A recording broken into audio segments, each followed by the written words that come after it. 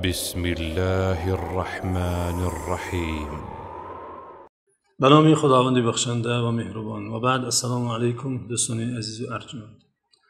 در برنامه قبلی شرط‌های درست شدن خرید و فروش را از نگاه شریعت ذکر نموده بودیم.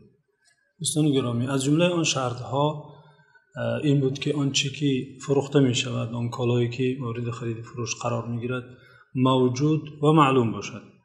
البته این شرط به این معنا نیست که انسان چیزی رو که در حضورش نیست، موجود نیست، چیزی که غایب است خریداری کردن نتواند. نه، به این معنا نیست. البته گاه در حیات ضرورت پیش میاد که انسان چیزی که در حضورش نیست آن را خریداری کند. از بس که شریعت اسلام شریعت واقع بین است، یعنی واقعیت مردم را، حالت مردم را بین‌وبد میگیرد، به نظر میگیرد. این گونه سودا را اجازت داده، رخصت داده. ولی به وقت دیدن آن کالا خریدار را اختیار داده که آن کالا را بخرد یا نخرد، پذیرد یا نپذیرد.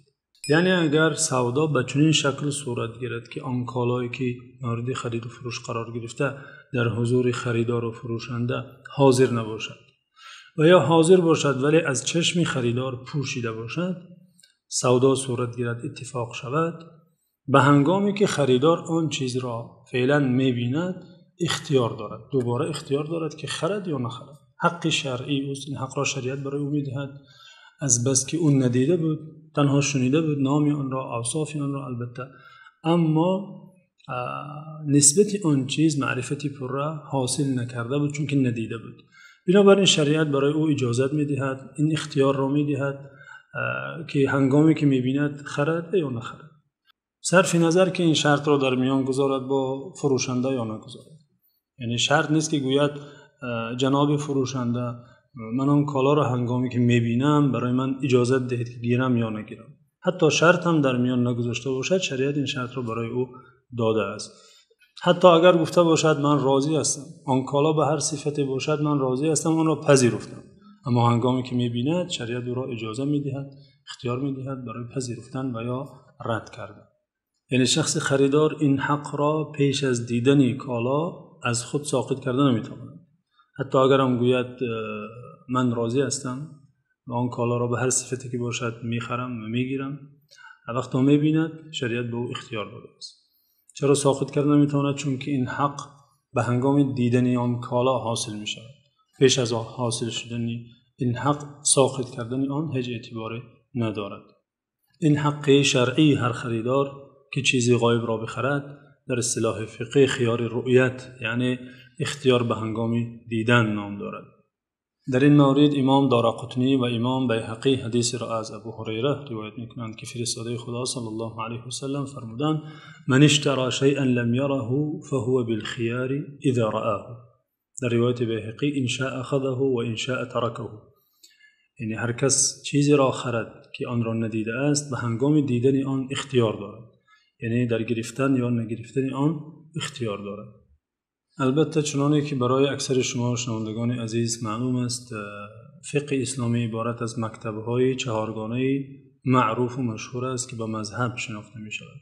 و آنچه که گفته شد که خریدار چیزی غایب را اگر خرد، ندیده خرد و به هنگام دیدن اختیاری پذیرفتن و رد کردن دارد، این نظر امام ابو حنیفه است.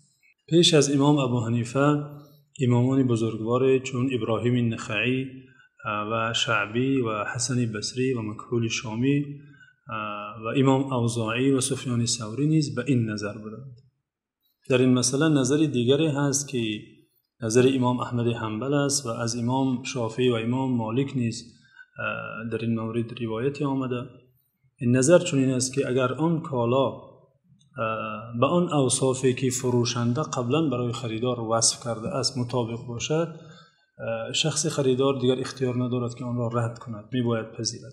در صورتی که طبق آن اوصاف نباشد بله اختیار دارد پذیرد و یا نپذیرد. اما با آن اوصافی که فروشنده آن را وصف کرده بود خریدار آن را با آن اوصاف دریابد و پیدا کند، میباید حتما آن را پذیرد. بنابر همان اتفاق قبلی، سودای قبلی که صورت گرفته باید پذیرد.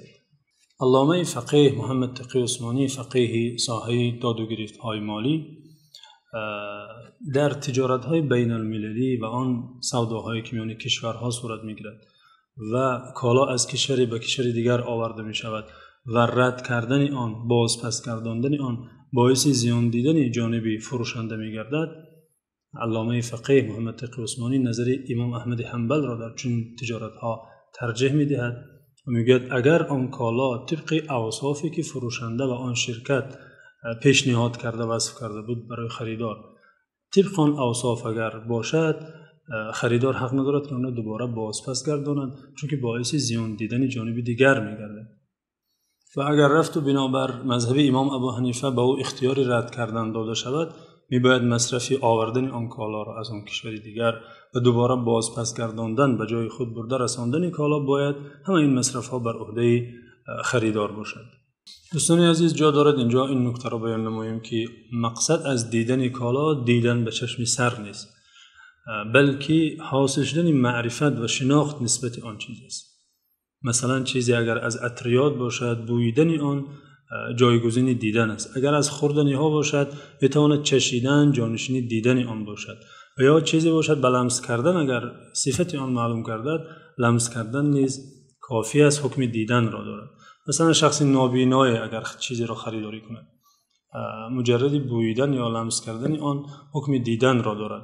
و یا شخصی در تاریکی شب چیزی را اگر خریداری کند، اگر عطریات باشد ببوید یا خوردنی باشد، عسل باشد مثلا بچشد، در اینجا خیار رؤیت، اختیار به وقت دیدن برای او حاصل می شود و حق دارد آنجا پذیرد یا نپذیرد، اما بعد آن دیگر این اختیار را دارد. یعنی اگر صبح شود گوید من حالا دیدم، این را چشیده بودم، این را لمس کرده بودم، اما حالا دیده ایستادم، من باید اختیار داشته باشم؟ نه.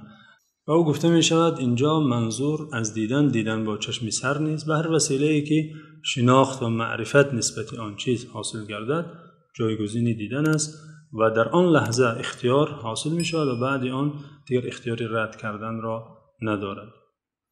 این بود دوستان عزیز چند حرفی در مورد احکام خرید و فروش و علل خصوص مسئله خریداری کردن آن چیزی را که مشتری ندیده است. باقی شما را در حفاظت مولا می سپاریم. خداوند یار و مددگارت.